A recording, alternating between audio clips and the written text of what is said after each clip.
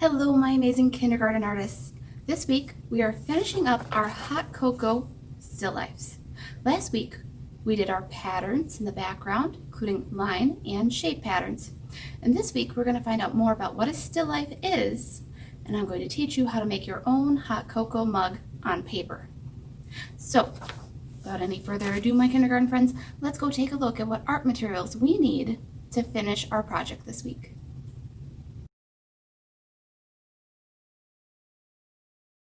Just like last week, my artists, I'm choosing to use markers to do some coloring today. But again, if you would like to use crayons or colored pencils instead, you can. You just need some sort of colors with you today, as well as this white crayon to help us draw our steam. So I'm going to go ahead now, open up my art folder, find out what we need to take out today. Last week, we did that pattern background, and we left this white square piece of paper in our art folder, and that is exactly what we need for our mug today. So please take out both things, that white square and your patterned background. Now, because we're going to be starting on this white piece of paper, I'm going to go ahead and push my background off to the side for just a minute. We need to figure out how to draw a hot cocoa mug. Normally in art class, I would have a real mug that I would show you, friends, and that we would look at and break down into shapes and lines. Unfortunately though, the angle that my camera is at, I cannot hold a mug at that angle and draw at the same time. So instead, we will be using a reference photo that I went ahead and printed out, and I drew the outlines of the different shapes and lines that we will need today. So on your paper right now, artists, before we even start drawing anything, I want you to do just a little bit of a fold. Watch, I'm going to take one side of my square, and I'm going to fold it over just a little bit, not all the way. I like to call it about halfway. And it doesn't matter if it's perfectly lined up or not. The reason that we are folding our paper, my friends, is because on the bigger part is where we're going to make our body of our mug, the part that holds the liquid. And on the smaller piece is where we will add our handle to help hold our hot liquid. So right away, go ahead, take your pencil, and on that fold line, I want you to go ahead and draw as straight a line as you can. Doesn't have to be perfect, but I want you to look carefully at my line. My line does not touch the top or bottom of my paper. It comes pretty close, about a finger width away, but not too close, okay? On the other side over here, I want you to make a similar straight line. Again, it shouldn't touch the top of your paper or the bottom. Those are the sides of my mugs. Now, at the bottom, we want to go ahead and connect those two lines using a smiley curve. It shouldn't be a really, really deep curve, my friends, just a little bit of a curve. So I'll go ahead and start on one line, and I'll curve over to the other side. So at the bottom of your two lines, go ahead and add that curve. At the top, I see that same curve, but I also see a whole shape at the top. And that shape, my friends, is an oval. Normally when you look at the top of a cup, like I have here with my markers, you see a circle. But as that cup turns kind of to the side, it gets a little bit squished as it goes, and you start to see a little bit more of an oval if I remove my markers. And that's the kind of effect that we see happening with the cup. If we were to look straight down into this cup, it would be round, like a circle. But because we're looking from the side, we need to make an oval. So the way that I like to start my oval is with that smiley curve again, just like we did at the bottom, not too deep.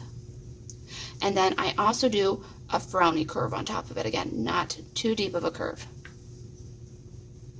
And there's my oval at the top of my cup, my friends.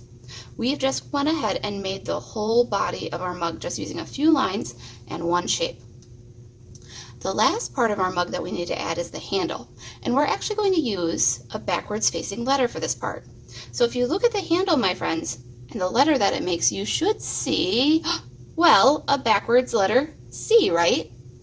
So on this side of our mug, where the small part of our folded paper is, we're going to need two letter C's. We're going to need one that's big and one that's small. So I'll go ahead, start on that straight line, make a nice big letter C. Again, it's a backwards letter today. And then inside of that, I will also put a smaller letter C. And there is my mug, my friends. That's how you break it down into lines, shapes, and letters. Now it's time to do a little bit of decorating on our mugs. Now on my big example, I did some lines on my mug, but do you have to do lines?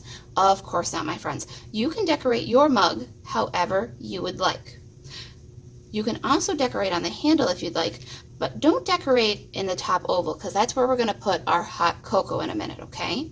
So if you need to, pause the video here and think about how you want to decorate your mug. I'm going to speed this part up on how I'm going to decorate mine. And again, yours does not have to look like my mug, okay? So here I go.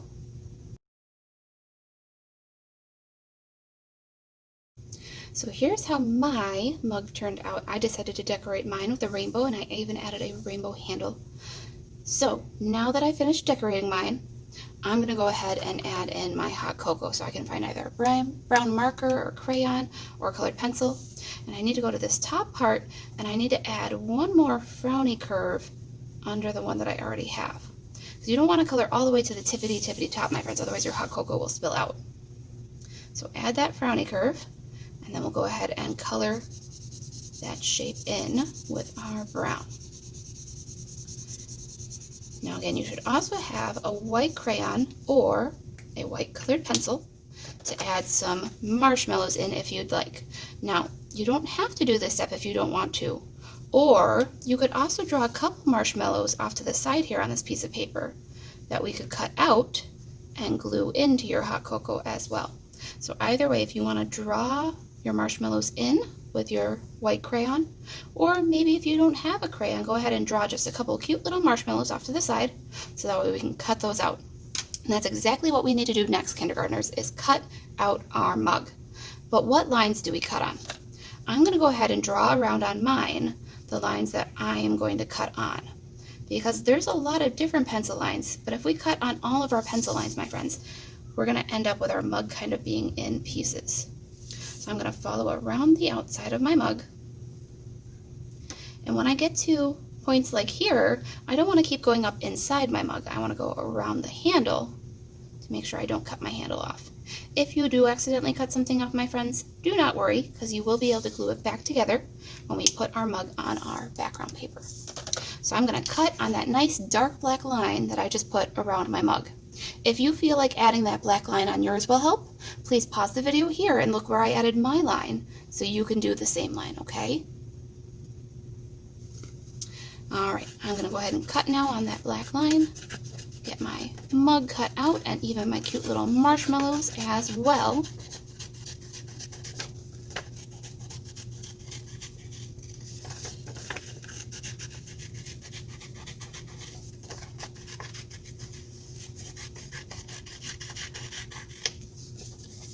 Now also, my friends, if you notice the inside part of my handle there, we should cut that part out, but it's kind of a tough part to get to. So here's what you can do. You can give it a little bit of a pinch. You see how my fingers are right on those two lines from the outside? I'm going to pinch those two just a little bit, not all the way, and with my scissors I'll give it a small little snip. And I've just made a little hole in the middle there that I can tuck my scissors into and watch. My scissors can then get to a pencil line and start turning to cut on my actual pencil line.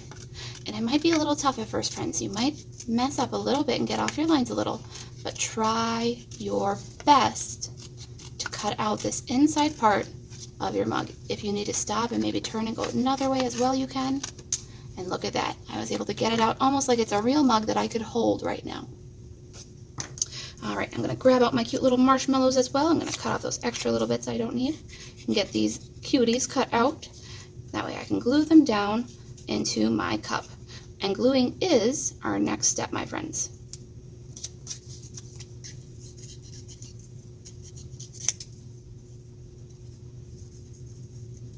Now, friends, if you're having a really tough time with your marshmallows cutting them out, it could be that you drew them too small, because the smaller something is, the more difficult it is to cut it out. So if you find that your marshmallows are really hard to cut out, my friends, try flipping your paper over and drawing bigger ones on the back. Personally, I actually really prefer larger marshmallows in my hot cocoa. So I cut out 3 little marshmallows. I think that will be good for mine.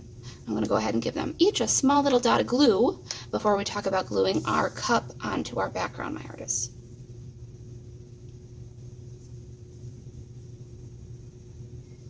Now, because these are such small little things, I'm probably going to get some glue on my fingers, but that's a small problem. I can always wash my hands when I'm all done today.